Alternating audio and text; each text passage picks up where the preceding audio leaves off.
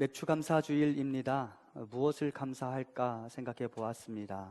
교회가 1년에 2번 맥추절기와 추수절기 감사주일을 지키는데 올 한 해 이 전반기를 지내면서 무엇을 감사할 수 있을까 생각해 보았습니다. 우선은 이 자리에 앉아 있는 것이 감사하다는 생각이 들었습니다. 어떤 분들은 예배드리러 나오고 싶지만 몸이 여의치 않아서, 또 여러모로 속상한 사정들이 있어서 예배당에 나올 수 없는 분들이 계시죠. 그럼에도 불구하고 우리가 계단을 내려와서 여기 와서 함께 예배할 수 있다는 것이 참으로 감사한 일이라는 생각이 들었습니다. 하지만 사실은 그것보다 더 본질적인 감사가 우리에게 필요하다는 생각도 듭니다. 전능하사 천지를 창조하신 하나님께서 우리의 아버지가 되시며 내 안에 계시며 내 옆에 계시며 저와 여러분을 지키시고 돌보시며 그분이 할 수 있는 최대한의 힘과 노력으로 우리와 함께 하신다고 말씀하시니 그것이야말로 우리에게 큰 기쁨이요 감사의 제목이지 않을까라는 생각이 듭니다. 그래서 또 이렇게 생각해 보게 됩니다. 어떤 사람이 감사할 수 있게 되냐?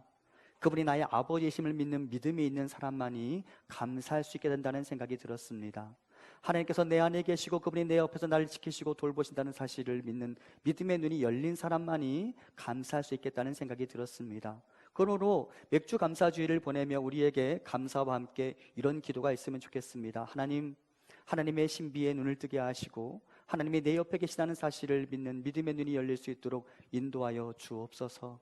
감사할 수 있는 마음이 저절로 일어나는 우리의 영혼이 될 수 있도록 인도하옵소서. 이것이 우리 모두의 기도가 되기를 간절히 소망합니다. 그러면 그분이 얼마나 좋은 분인지를 더 깨닫게 되고 저절로 감사할 수 있는 일들이 일어나게 될 것입니다. 이제 우리가 지난주에 이어서 계속해서 모세와 하나님 사이의 일종의 밀당의 스토리를 살펴보도록 하겠습니다. 하나님이 모세를 부르셨지만 모세는 계속해서 저항합니다. 내가 누구이기에, 그리고 당신은 누구시기에 라고 질문하며 하나님의 부르심에 응할 그런 모습을 보여주지 않습니다. 그럼에도 불구하고 하나님은 꾸준히 모세를 설득하시며 모세에게 말씀하시죠. 너는 할 수 있어. 내가 너와 함께 할 거야. 그럼에도 불구하고 모세가 선뜻 하나님의 부르심에 응답할 수 없었던 이유가 있었습니다. 오늘 보면 1절은 이렇게 말합니다. 모세가 대답하여 이르되 그러나 그들이 나를 믿지 아니하며. 설사 하나님이 나를 보내셔서 내가 하나님의 말씀을 가지고 이스라엘 백성들 앞에 선다 할지라도 그들이 내 말을 믿어주지 않을 것입니다 라고 말하고 있는 것입니다. 왜 모세가 이렇게 반응했을까요? 예전에 모세가 하나님 아버지의 이름으로 이스라엘 백성을 위한 구원자를 자청했던 순간이 있었습니다. 그때 그의 동포들이 모세를 거절했었습니다. 출애굽기 2장 14절은 이렇게 말합니다. 그가 이르되 누가 너를 우리를 다스리는 자와 재판관으로 삼았느냐? 너는 우리 일에 관여할 자격이 없다. 나는 너의 그 개입을 환영할 이유가 없다. 우리 일에 간섭하지 말아다오라고 말하며 히브리 동족들이 모세를 거절했었습니다. 그리고 시간이 제법 지난 이름에도 불구하고 약 40여 년이 지난 이름에도 불구하고 모세는 그 거절감의 상처에서 쉽게 벗어나올 수 없었습니다. 여러분에게도 어린 시절 부모님으로부터 혹은 선생님으로부터 들었던 잊혀지지 않는 말의 상처가 있는지 모르겠습니다. 이제는 내가 그분들과 힘이 동등해졌으니 그분들에게 한번 물어보고 싶은 말은 없는지 모르겠습니다. 그때 나에게 왜 그런 말 하셨어요? 왜 그때 나에게 상처 주셨어요? 라고 질문하고 싶은 그런 일들이 있지는 않은지 모르겠습니다. 지금 모세가 그런 마음으로 하나님께 고백하고 있는 것입니다. 나는 거절감으로 인한 상처가 있는 사람입니다. 그들이 나를 환영해 주지 않을 거예요. 그리고 하나님은 낮은 자존감과 사람들로부터 인정받지 못한 거절감으로 인한 상처로 낙심해 있는 모세를 천천히 회복시켜 주시는데, 하나님이 모세를 회복시켜 주시는 방법, 모세에게 기적을 행할 능력을 주시는 것입니다. 하나님께서 모세에게 기적을 행할 능력을 주시면서 모세야, 내가 이 기적을 이스라엘 백성들 앞에서 행하게 될 거야. 그러면 그들이 너를 믿고 따라오게 될 거야 라고 말씀하십니다. 그때 하나님께서 모세에게 주신 기적이 3가지인데요. 첫 번째, 지팡이를 던졌더니 그 지팡이가 뱀이 되고, 그리고 모세가 그 뱀을 잡았더니 다시 그것이 지팡이가 되는 기적. 두 번째, 모세가 자신의 손을 품에 넣었더니 피부병이 생겼고 그것을 다시 넣었다가 뺐더니 그 피부병이 사라지는 기적. 마지막으로 나일 강물을 퍼다가 바닥에 쏟았더니 그것이 피가 되는 기적이었습니다. 왜 이런 기적이었을까? 이 기적은 무슨 의미가 있을까? 우선 본문 3절을 보면 지팡이가 뱀이 된 이유, 모세가 그 뱀이 무서워서 달아났다, 피했다라고 이야기합니다. 모세가 뱀이 무서웠습니다. 당연히 뱀이 무섭죠. 독을 먹으면 뱀이 다가오는 것 어느 누구도 환영할 사람이 없겠죠. 그런데 사실은 모세가 뱀이 무서웠다라는 것은 동물인 뱀이 무서웠다라는 것 이상의 의미를 갖습니다. 당대 애굽의 문화에서 애굽의 임금 바로의 왕관에는 뱀의 조형물이 올려져 있었다고 합니다. 그래서 당시에는 뱀은 곧 애굽의 왕 바로를 상징했다고 합니다. 지금 모세가 광야의 도망자 신세가 되었습니다. 누구를 피해 달아난 거예요? 바로를 피해 달아난 것입니다. 바로가 그를 살해하려 하자 모세가 그가 두려워서 광야의 도망자 신세가 되었습니다. 그런데 지금 하나님께서 모세에게 말씀하십니다. 그 뱀을 잡으라, 바로를 잡으라. 두려웠어요. 하고 싶지 않았어요. 뱀에게 물릴까 봐. 그런데 여러분, 하필 하나님께서 뱀의 어디를 잡으라고 하는지 아십니까? 뱀의 머리가 아니라 꼬리를 잡으라고 하십니다. 뱀을 잡으려면 어디를 잡아야 할까요? 머리를 제압해야 합니다. 꼬리를 잡으면 뱀이 와서 다시 물어버리거든요. 그런데 하나님께서 모세에게 뱀의 꼬리를 잡으라고 하십니다. 모세가 여전히 두려웠어요. 하지만 하나님이 해보라고 하시니까 한번 해보았습니다. 그랬더니 그 뱀이 다시 지팡이가 되었습니다. 무엇을 의미하는가? 하나님 지금 모세에게 말씀하십니다. 너 바로가 두렵지? 하지만 모세야, 내가 너와 함께함으로 내가 바로를 지배하게 될 거야. 내가 바로를 제압하게 될 거야. 한번 잡아봐. 그 바로 뱀이 지팡이가 되는 기적을 보여줄게. 그리고 더불어 이스라엘 백성들에게 선포하십니다. 여러분, 지금 뱀을 무서워하는 주체들을 가만히 생각해 보면 모세뿐만 아니라 애굽 땅에 있는 이 이스라엘 백성들도 바로가 두려워요. 생사해탈권을 가지고 있거든요. 그런데 모세의 이 기적이 이스라엘 백성들 앞에 보여질 때에 이스라엘 백성들이 깨닫게 될 거예요. 아, 하나님이라면, 모세를 보내신 하나님이라면, 그리고 하나님의 사람 모세와 함께 한다면 바로도 당장에 제압될 수 있는 것이구나. 우리가 뱀을 두려워하지 않아도 되는구나. 바로를 두려워하지 않아도 되는구나 라는 깨달음을 주시기 위해 하나님은 지팡이가 뱀이 되고 뱀이 지팡이가 되는 기적을 보여주신 것이죠. 두 번째, 피부병과 관련돼서도 이렇게 해석할 수 있습니다. 당대의 사람들에게 피부병은 신에게 저항하고 신에게 오만한 태도를 지녔을 때 신이 내리는 징벌로 이해되었습니다. 하나님 지금 모세에게 베푸신 이 기적을 통하여 모세와 이스라엘 백성들에게 선포하기를 원하셨습니다. 너희가 지금은 재앙을 받아 심판을 받아 어려운 시간들을 보내고 있지만 내가 너희를 고쳐줄 거야. 그리고 더불어 또 하나님 이렇게 말씀하십니다. 나에게 저항하는 저 바로 내가 당장에 제압해 줄 거야. 그리고 또한 이렇게 말씀하십니다. 당시의 피부병은 앞서 말씀드린 것처럼 신의 재앙, 신의 진노로 여겨졌는데 모세야, 이 애굽 땅에 있는 모든 신들을 제압할 능력이 나에게 있다는 사실을 내가 너를 통해 이스라엘 백성들에게 보여줄 거야. 가봐라고 하나님 말씀하시는 것입니다. 이스라엘 백성들은 모세를 보며 깨달았겠죠. 아, 이 애굽의 신들보다 하나님이 더 능하신 분이시구나. 그 하나님과 함께하면 이 어려운 시련들을 견디어내고 우리가 출애굽할 수 있겠구나. 모세의 말을 듣고 가보자. 나일강물이 피로 변한 것도 마찬가지입니다. 나일강 또한 당대의 사람들에게는 신으로 여겨졌습니다. 농업을 주관하는 매우 중요한 것으로 여겨졌기 때문입니다. 그런데 그 나일강물이 뭐로 변했어요? 피로 변했어요. 아무짝에도 쓸모없는. 하나님 그 기적을 통하여 다시 한번 이스라엘 백성들에게 선포하기를 원하셨습니다. 애굽의 여러 신들보다 내가 더 능한 자다. 내 말을 믿고 따라와 보라. 그러면 내가 너희의 삶을 바꿀 것이다. 그것을 모세에게 보여주시면서 모세에게 가봐. 내가 이 기적들을 너에게 행할 능력을 내가 너에게 주겠고 너는 그것들을 내 백성들 앞에서 보여줄 것이며 너는 그 기적으로 그들을 내 앞으로 데려오게 될 거야 라고 하나님 말씀하시는 것입니다. 이런 일련의 기적을 보여주면서 하나님 모세에게 말씀하십니다. 사람들이 이 기적으로 너를 믿게 될 거야. 내가 너를 저 사람들 앞에서 매력적인 사람으로 만들어 줄 거야. 내가 너를 강하게 만들어 줄 거야. 이제 저 사람들은 너를 의지하고 찾게 될 거야. 그러면서 하나님 이렇게 말씀하십니다. 나는 다른 사람의 지팡이가 아닌 바로 너의 지팡이로 이 일을 이룰 거야.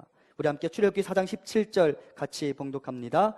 너는 이 지팡이를 손에 잡고 이것으로 이적을 행할지니라. 아멘. 당대의 사람들에게 지팡이는 그 사람의 신분증을 의미했습니다. 그 사람의 정체성 그 자체였습니다. 그래서 성경을 보면 모세도 지팡이를 가지고 다니고요, 아론도 지팡이를 가지고 다니고 모든 사람들이 다 지팡이를 가지고 있어요. 그것은 일종의 신분증이었습니다.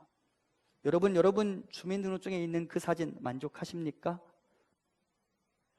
모세가 자기가 가지고 있는 지팡이가 너무 초라해 보였을 수 있어요. 특히 그가 지금 바로 앞에 서야 되는데 바로의 지팡이가 얼마나 화려했겠어요. 근데 하나님 말씀하십니다.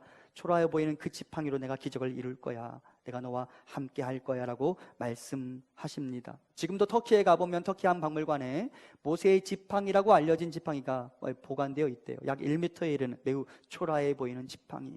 하지만 하나님 말씀하십니다. 너도 너 자신이 매우 초라해 보이겠지만 나는 초라해 보이는 너를 통해 위대한 일을 이룰 거야. 걱정하지 마. 자신감을 잃지 마. 내가 너와 함께 할 거야 라고 말씀하십니다. 그러므로 걱정하지 말고 가서 뱀의 꼬리를 잡아보아라. 내가 너의 자신감의 근거가 되고 내가 너의 능력의 근거가 되어줄게 라고 하나님 말씀하십니다. 사랑하는 성도 여러분, 하나님께서 나에게 어떤 일을 맡기실 때 사람들이 나를 좋아하지 않아요. 그 사람들이 내 말을 잘 들어주지 않아요. 나에게는 그들을 통솔할 능력이 없어요 라고 우리가 말할 수 있습니다. 하지만 하나님 말씀하십니다. 걱정하지 마. 내가 너를 선택했고 내가 너를 불렀다면 내가 너에게 모든 일을 할 수 있는 능력을 줄 거야. 두려워하지 마. 내가 너를 매력적인 자로 만들어 줄 거야. 다른 사람들이 너를 믿고 따르도록 내가 너에게 매력을 심어 줄 거야. 힘도 줄 거야. 너는 가서 뱀의 꼬리만 잡으면 된단다. 하나님 우리에게 그렇게 말씀하시는 것이죠. 결국 모세는 하나님의 말씀대로 뱀의 꼬리를 잡아보았고 그 경험은 모세의 자신감의 기초가 되었습니다. 그리고 모세의 기적을 본 사람들은 더 이상 모세를 거절하지 못하고 그의 말을 신뢰하게 됩니다. 우리 함께 출애굽기 4장 30절과 31절 봉독합니다. 아론이 여호와께서 모세에게 이르신 모든 말씀을 전하고 그 백성 앞에서 이적을 행하니 백성이 믿으며 아멘. 백성들이 믿게 되었어요. 예전에는 모세를 거절했었는데 이제는 모세를 따라가기 시작했죠.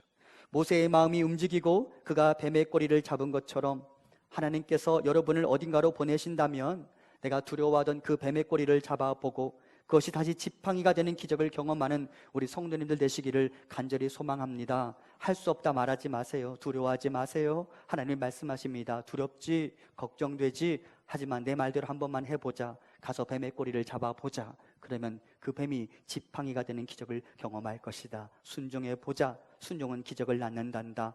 내 아들아, 내 딸아, 내 말대로 한번 해보자. 사랑하는 성도 여러분, 하나님이 우리를 부르시고 우리에게 어떤 일을 맡기신다면 하나님은 능력도 주시겠다는 말씀이에요. 감당할 만한 힘도 주겠다는 말씀이에요. 그러므로 나 할 수 없어요, 사람들이 나를 미워해요, 사람들이 나를 싫어해요 라고 말하지 말고 가서 뱀의 꼬리를 잡아보는 우리가 되기를 간절히 소망합니다. 옆에 있는 분들에게 이렇게 한번 말씀하시죠. 뱀의 꼬리를 잡아보세요. 상상하지는 말고 네, 상상하지는 말고 해보십시오. 하나님 우리에게 놀라운 일들을 이루어 주실 것입니다. 이제 모세의 마음이 조금 더 움직였습니다. 하지만 그의 마음이 완전히 돌아선 것은 아닙니다. 모세에게는 다른 사람들 앞에 서는데 어려움을 주는 일종의 핸디캡이 있었기 때문입니다. 모세가 이렇게 말합니다. 우리 함께 본문 4장 10절과 13절을 같이 봉독합니다. 모세가 여호와께 아뢰되 오 주여, 나는 본래 말을 잘하지 못하는 자니이다.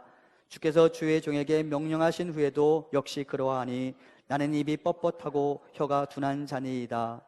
모세가 이르되 오 주여, 보낼 만한 자를 보내소서. 아멘.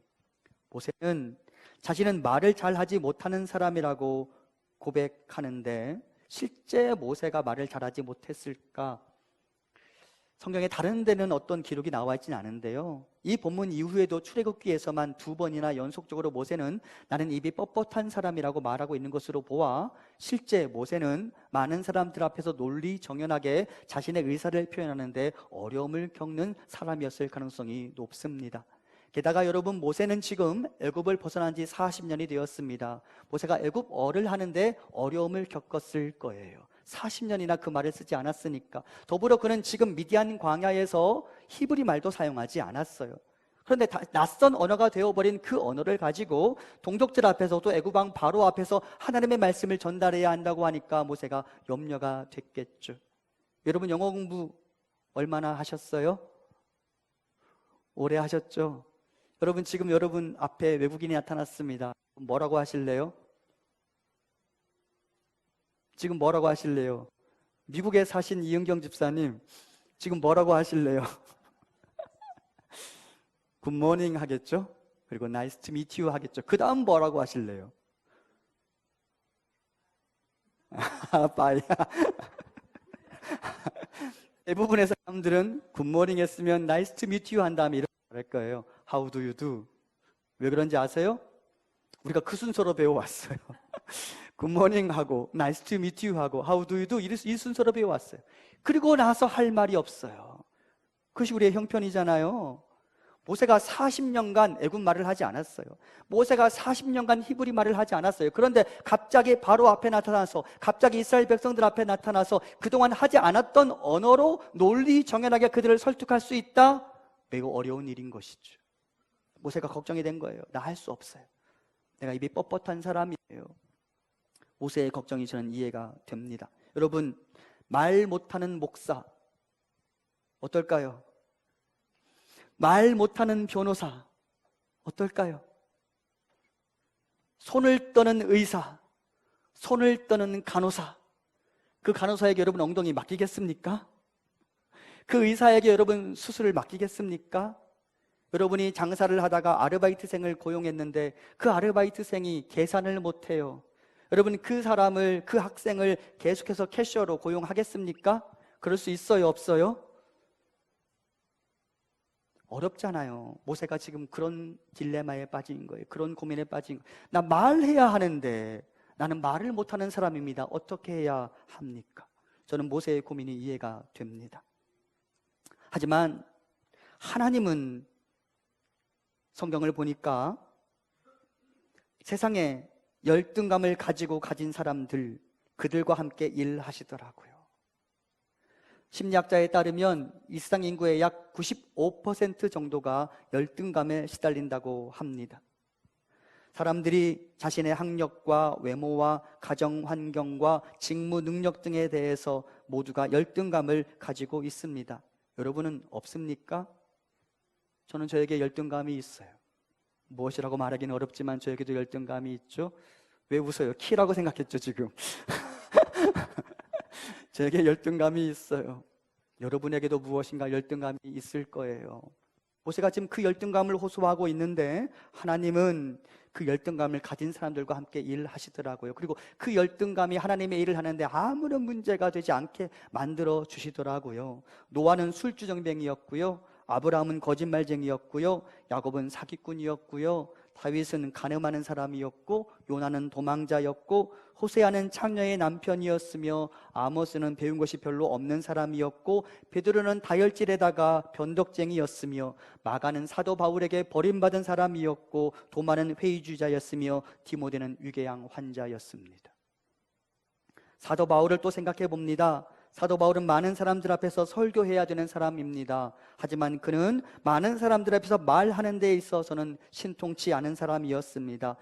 펜팔용으로는 매력적이었는지 모르지만, 그의 글은 사람들이 무겁다고 평가했는지 모르지만, 그를 마주대하는 사람들은 그에 대해서 매력을 느끼지 못했습니다. 하지만 여러분, 그렇다고 그들이 하나님의 일을 감당하지 못했던 것은 결코 아니라는 사실을 알아야 합니다. 도리어 하나님은 사람의 약점에 개입하셔서 하나님의 놀라운 작품들을 만들어 가시죠.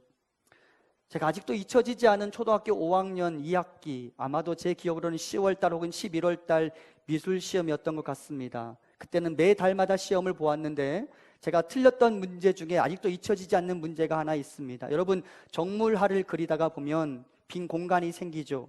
그것을 뭐라고 불러요? 여러분도 저처럼 틀리시니까 제가 기분이 좋습니다. 여백이라고 부르잖아요. 여백. 그죠? 제가 그 문제를 틀렸어요. 제가 왜 기억하냐면 제가 한 번도 배워본 적이 없어요. 그게 여백이라는 사실을 배워본 적이 없는데 문제에 나왔고 제가 그걸 틀렸어요. 당연하죠. 그런데 억울했어요.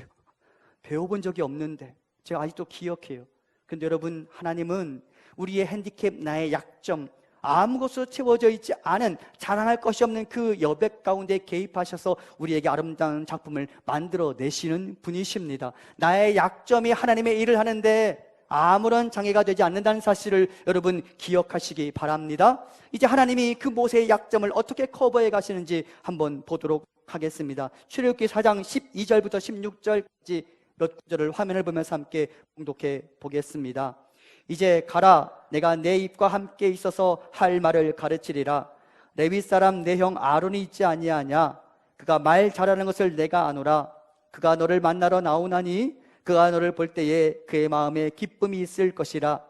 그가 너를 대신하여 백성에게 말할 것이니 그는 내 입을 대신할 것이요 너는 그에게 하나님같이 되리라. 아멘. 첫 번째, 하나님은 모세에게 말씀하십니다. 너 무슨 말을 해야 될지 모른다고 했지? 걱정하지 마. 내가 내 입에 할 말을 다 넣어줄게. 그것만 그냥 반복하게만 하면 돼 라고 말씀하셨습니다. 어떤 탤런트가 오락 프로그램에 나와서 이런 말을 했습니다. 아내에게 무엇인가 잘못했을 때 자기가 반성문과 각서를 쓰곤 하는데 사람들은 다 각서를 더 두려워하는 반면 자신은 반성문이 더 어렵다라고 이야기했습니다. 왜 그러냐? 반성문은 내가 뭘 잘못했는지도 모르는데 쓰라고 하니까 창작해서 써야 하는 반면 각서는 받아쓰기 하면 되는 것이니까 그리 어렵지 않다고. 남자분들 공감하실 줄 알았는데 별로 공감을 못 하시네. 우스갯소리 같지만 하나님은 모세에게 말씀하십니다. 받아쓰기 할 수 있게 내 말을 너의 입에 넣어줄게. 걱정하지 마. 내가 하나님의 부르심에 순종하며 두려운 마음으로 가서 뱀의 꼬리를 잡고 바로 앞에 서게 되면 내가 내 말을 너의 입에 넣어줄게. 너는 그것만 하면 돼. 창작하지 않아도 돼 라고 하나님 말씀하십니다. 하나님이 나의 핸디캡을 가려주실 뿐만 아니라 도리어 세상에 어떤 사람도 감당해낼 수 없는 그분의 말씀을 모세에게 넣어주겠다고 말씀하셨습니다. 그리고 어떤 사람도 너에게 저항하지 못할 거야 라고 하나님 말씀하셨습니다. 모세가 걱정하지 않아도 된다고 말씀하시는 것이죠. 지금 당장은 그 핸디캡 때문에 조금 불편할 수 있습니다. 하지만 여러분, 그 핸디캡에 끌려다니지 말았으면 좋겠습니다. 핸디캡으로 나 자신을 더 괴롭히지 말았으면 좋겠습니다. 왜 그러냐? 내 안에 보배가 있기 때문입니다. 우리 함께 고린도후서 4장 7절 같이 봉독합니다. 우리가 이 보배를 질그릇에 가졌으니 이는 심히 큰 능력은 하나님께 있고 우리에게 있지 아니함을 알게 하려 함이라. 아멘. 여러분, 하나님이 보실 때 여러분은 귀한 분들이십니다. 여러분 충분히 매력적인 분들이십니다. 여러분 안에 하나님이 계시기 때문입니다. 여러분 안에 보배가 담겨져 있기 때문입니다. 그러므로 나의 핸디캡을 묵상하고 그 핸디캡을 묵상하느라 나 자신을 괴롭히지 말았으면 좋겠습니다. 이제 도리어 여러분 도도해지시기 바랍니다. 여러분 도도해지셔도 됩니다. 여러분 안에 보배가 담겨져 있기 때문입니다. 어느 누구도 여러분을 무시할 수 없기 때문입니다. 여러분 옆에 있는 분들에게 이렇게 말씀하십시오. 도도해지세요. 도도해지셔도 됩니다. 여러분 안에 보배가 담겨있기 때문입니다. 그것뿐입니까? 하나님은 모세의 입에 그분의 말씀을 채우실 뿐만 아니라 그를 대신하여 모세의 말을 이스라엘 백성들과 바로에게 전달해 줄 사람을 준비해 주겠다고 말씀하십니다. 다름 아닌 말 잘하는 아론입니다. 하나님은 내가 홀로 있는 게 아니라고 말씀하시면서 모세에게 내가 애굽 궁전에서 보았던 왕의 입, 그 사람을 너에게 보내줄게라고 말씀하십니다. 당시 애굽의 궁전에는 왕의 입이라는 관료가 있었다고 합니다. 왕의 대변인, 왕을 대신해서 관료들에게 왕의 말을 전달해 주는 사람. 하나님 지금 모세에게 말씀하십니다. 내가 애굽 궁전에서 왕의 입 보았지? 이제 내 형 아론이 너에게 왕의 입이 될 거야. 나는 너에게 말을 하고 너는 그에게 말을 해서 왕의 입인 아론이 내 백성들에게 말하게 될 거야 라고 말씀하시며 이렇게 이야기하십니다. 오늘 보면 16절을 같이 봉독합니다. 그가 너를 대신하여 백성에게 말할 것이니 그는 내 입을 대신할 것이요 너는 그에게 하나님같이 되리라. 아멘. 여러분, 우리가 하나님이 될 수 있어요, 없어요? 있어요, 없어요? 없어요. 우리가 어떻게 하나님이 됩니까? 그런데 하나님 말씀하십니다. 모세야, 내가 내 형 아론에게 하나님같이 될 거야. 내가 하는 말에 권위가 있어서 내 형 아론이 그것을 다 받아들일 수밖에 없게 될 거야. 내가 하나님같이 될 거야. 걱정하지 마. 너의 핸디캡 아무런 문제가 되지 않게 도와줄 거라 하나님 말씀하십니다. 그러면서 모세 옆에 아론을 붙여주겠다고 말씀하시죠. 하나님은 어떤 일을 맡기실 때 나를 혼자 보내지 않으십니다. 그래서 우리가 일을 할 수 있는 거예요. 나 혼자 있으면 못해요. 하지만 나의 약점을 커버할 수 있는, 나의 약점을 보완해 줄 수 있는 누군가와 함께 하기 때문에 우리가 그 약점을 극복하고 하나님의 일을 해낼 수 있는 것이죠. 이 장면을 보면서 여러분, 제가 바울과 의사 누가가 생각났습니다. 누가는 바울의 전도 여행을 함께 다닌 신앙의 동료였습니다. 언제나 바울이 가는 길에 의사 누가가 동행했습니다. 왜 그랬느냐? 바울에게 핸디캡이 있었기 때문입니다. 성경을 보면 바울에게 육체의 가시가 있었습니다. 그 육체의 가시가 눈의 질환이라고 하는 사람도 있고, 혹은 갑작스럽게 발작을 일으키는 간질이라고 말하는 사람도 있습니다. 그런데 여러분, 만일 바울의 그 육체의 가시가 간질이라고 생각해 보십시오. 그가 많은 사람들 앞에 설교하다가 언제 갑자기 쓰러질지 모른다는 두려움을 안고 있었던 사람이라고 생각해 보십시오. 어쩌면 그랬기 때문에 바울은 사람들 앞에서 말하는 것에 어려움을 겪었는지도 모르겠습니다. 한 장면을 생각해 봅니다. 이제 바울이 강단 위에 올라가서 사람들에게 설교해야 합니다. 그런데 바울이 언제 자신이 발작을 일으킬지 모른다는 생각 때문에 손에 땀이 흐르고 이마에 땀이 맺히기 시작합니다. 두렵습니다. 긴장됩니다. 그때 의사 누가가 와서 말합니다. 당신 컨디션 지금 괜찮아 보인다고, 내가 의사가 아니냐고, 할 수 있다고 말하며 바울의 손을 잡아줍니다. 그리고 바울은 그 의사 누가가 내 옆에 있다는 사실을 인지하며 내가 무슨 일이 생기면 그가 와서 나를 도와주겠지라는 생각과 함께 강대상 위에 올라가서 큰 호흡을 내쉬고 말씀을 전하기 시작합니다. 바울이 바울 될 수 있었던 이유는 그 옆에 누가가 있었기 때문이죠. 기억하십시오. 은혜가 나의 핸디캡보다 더 큽니다. 은혜가 나의 상처보다 더 큽니다. 하나님의 손이, 하나님의 은혜가 덮지 못할 것은 어디에도 없습니다. 행여 나 한 사람으로 부족하다면 하나님은 나의 약점을 커버할 수 있는 사람들을 내 옆에 보내주시면서 나에게 그 모든 일을 해낼 능력을 베풀어 주실 것입니다. 하나님 모세에게 말씀하십니다. 너는 내 형 아론에게 하나님같이 되리라. 너는 이스라엘 사람들에게, 너는 내가 두려워하는 바로에게 하나님같이 되리라. 내가 너를 그와 같이 만들어줄 것이다. 두려워하지 말라. You can do it. 그리고 이것은 우리를 향하신 하나님의 말씀입니다. 나에게는 약점이 있다고, 나는 그걸 할 수 없는 사람이라고 말하지 마십시오.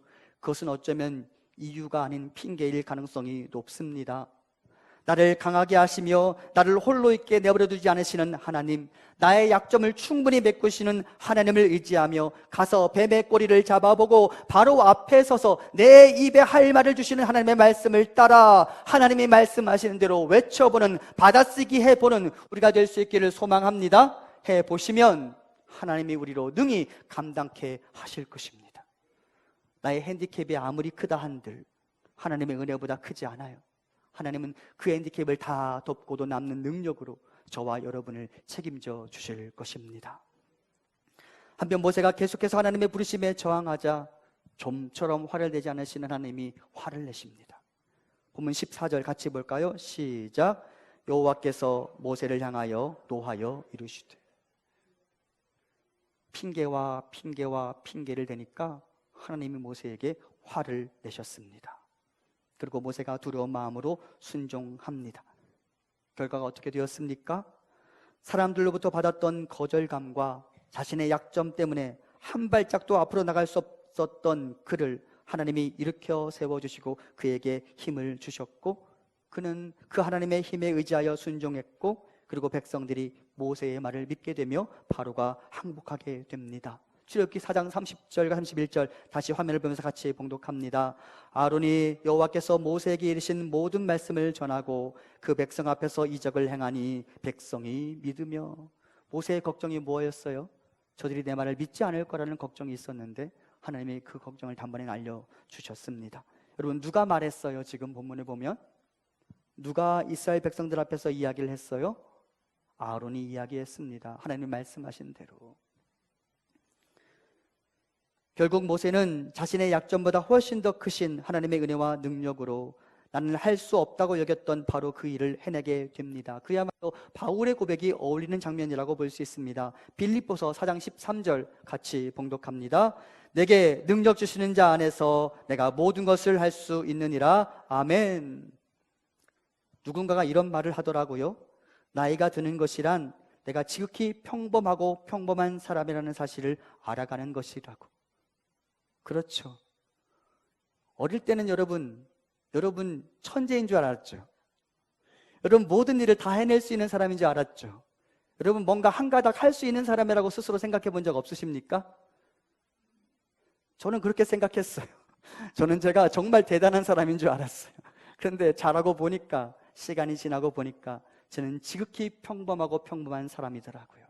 하지만 여러분, 우리의 현실이 그와 같다 할지라도 나의 현실을 넘어선 하나님이라는 분을 믿는 믿음이라는 무기를 장착하게 되면 80세에 기운이 다 빠진 노인 모세도 바로 앞에 설 수 있고, 80세에 매력 없던 모세도 사람들에게 하나님같이 될 수 있는 것입니다. 그러므로 하나님이 나에게 말씀하시고 가라라고 말씀하시면 핑계를 대지 말고 대신 믿음의 무기를 가지고 나아가십시오. 주께서 나의 손에 들린 그 평범하고도 평범한 지팡이로 위대한 일을 이루실 것입니다.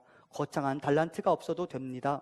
여러분 성경을 가만히 보세요. 하나님이 나에게 달란트도 주시지 않고 너는 왜 그 모양이냐, 너의 손에는 왜 달란트가 없느냐라고 말씀하신 적이 있을까요? 없을까요?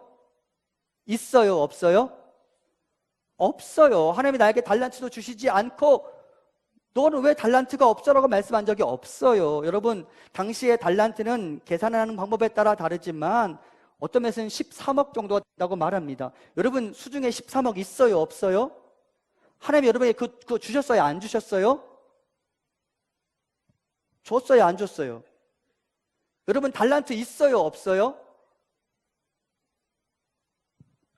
여러분에게 달란트가 있어요? 없어요? 있어요?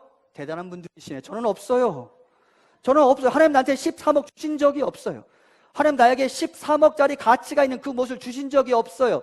그러면 나 아무것도 안 하고 있어도 되느냐? 그렇지 않아요. 성경 보면 이렇게 말합니다. 달란트의 6천분의 1 문화, 한 문화만 있어도 된다.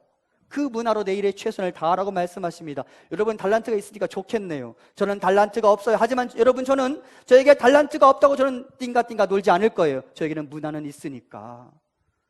여러분에게 달란트가 있다고 하니까 제가 뭐 할 말이 없네요. 그러면 그것으로 왜 그렇게 죄송합니다. 그러면 그렇게 살면 안 되는 거예요. 저는 오히려 할 말이 있네요. 저는 문화밖에 없으니까. 여러분 하나님이 주신 것 달란트 없어도 문화만 있어도 그것으로도 위대한 일을 이룰 수 있다고 하나님 말씀하십니다. 아멘. 그러므로 하나님이 말씀하시면 하나님 그래요 제가 가보겠습니다라고 말하며 가서 뱀의 꼬리를 잡고 가서 바로 앞에 서서 하나님의 말씀을 선포하는 우리가 될 수 있기를 간절히 소망합니다. 빌립보서 4장 17 출애굽기 4장 17절 같이 봉독합니다. 너는 이 지팡이를 손에 잡고 이것으로 이적을 행할지니라. 아멘. 할 수 있습니다. 내 지팡이가 아무리 초라해 보여도, 내 주민등록증의 사진이 아무리 못마땅해 보여도 하나님이 함께 하신다면 능히 감당할 수 있을 줄 믿고 주님이 말씀하시는 자리로 나아가 담대하게 주님의 사람으로 서는 우리 교회와 우리 성도들 되시기를 간절히 소망합니다. 하나님 우리와 함께 하십니다.